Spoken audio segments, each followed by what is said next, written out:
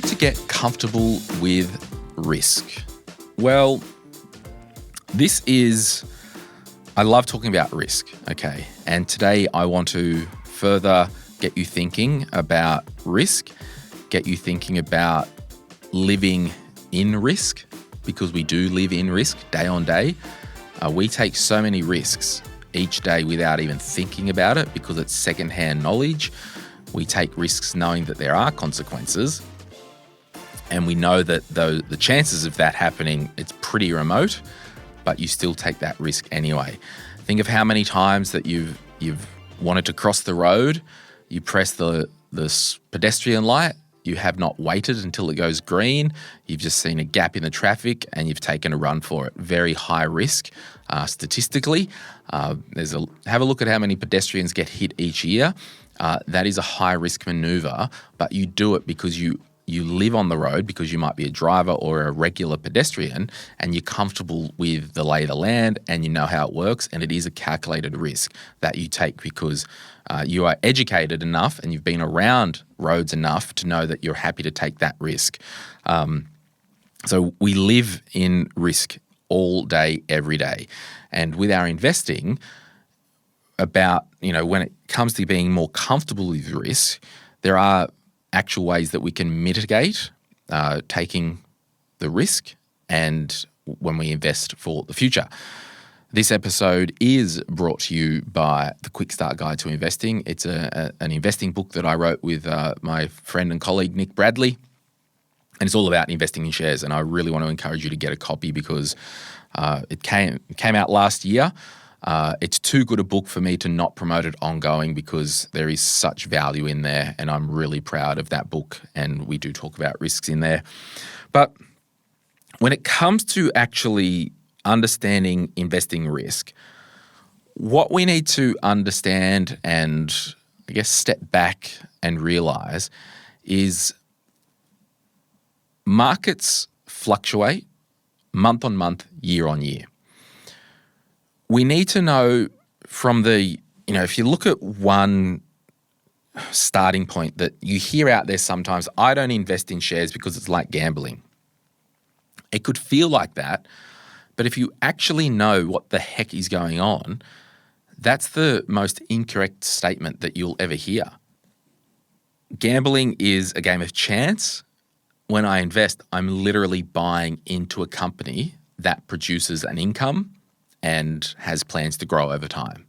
One way that I've kind of been comfortable with taking risks, and this does come into the analysis paralysis episode that I put out before this one, I think it is understanding and getting that exposure therapy, okay? And that kind of exposure therapy, it can happen gradually.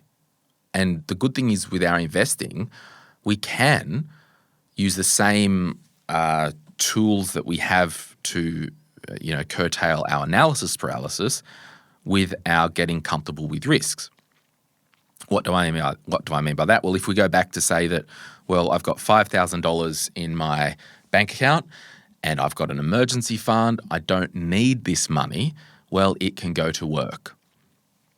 One of the things I think where people do their ass in investing is they don't have and I'm a personal finance dude, 101, spend less than what you earn, have a good budget and spending plan.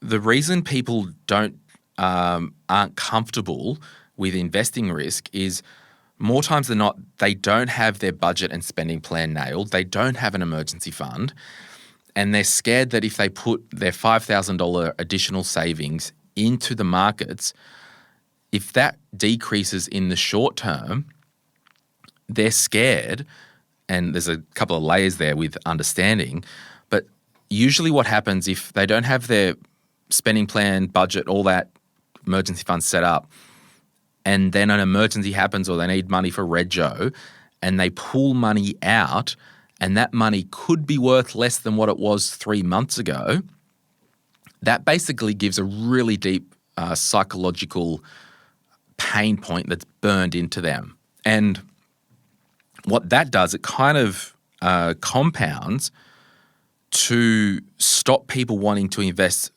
in the future because the previous experience they had with investing wasn't a good one.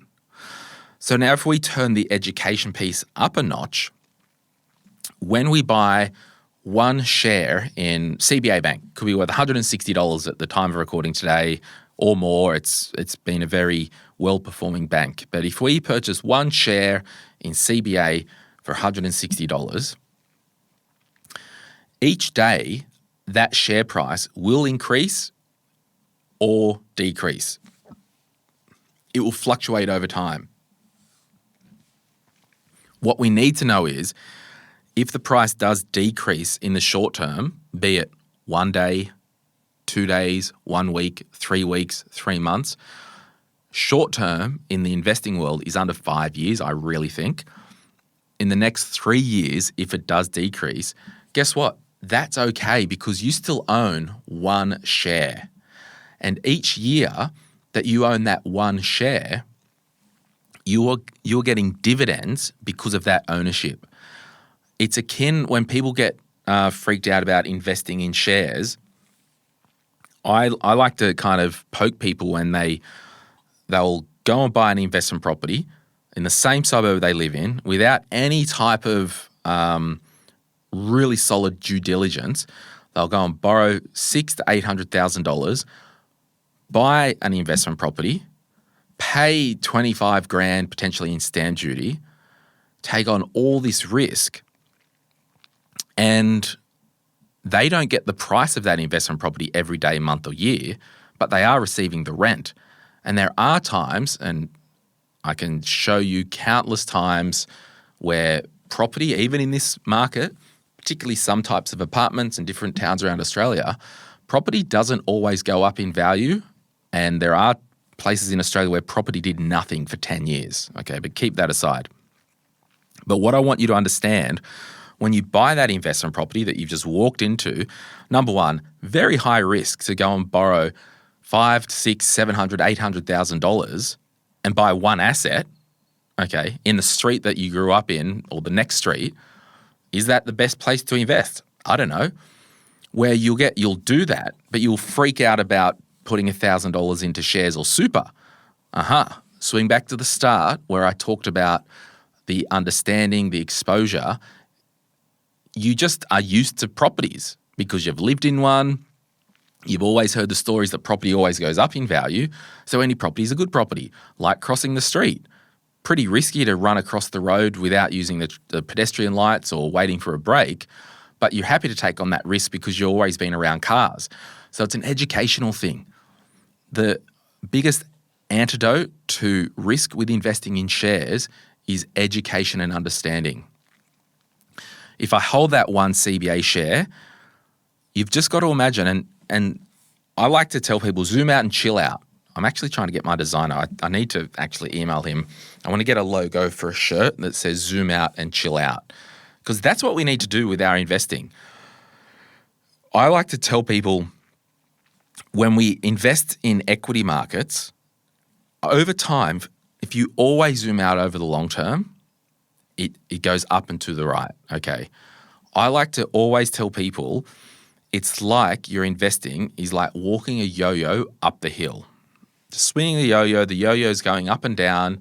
Some days it's down, but you're actually higher than what you were the month before. It's like a yo-yo. So how do you get around investing risks?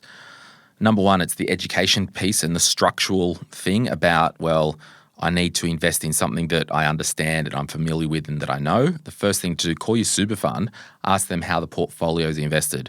Number two, within that general concept is that diversification play. Like we're probably not just buying one company because we want to spread the risk. If you put 100% of your money in one company and that company halved in value overnight, you've lost 50% of your money.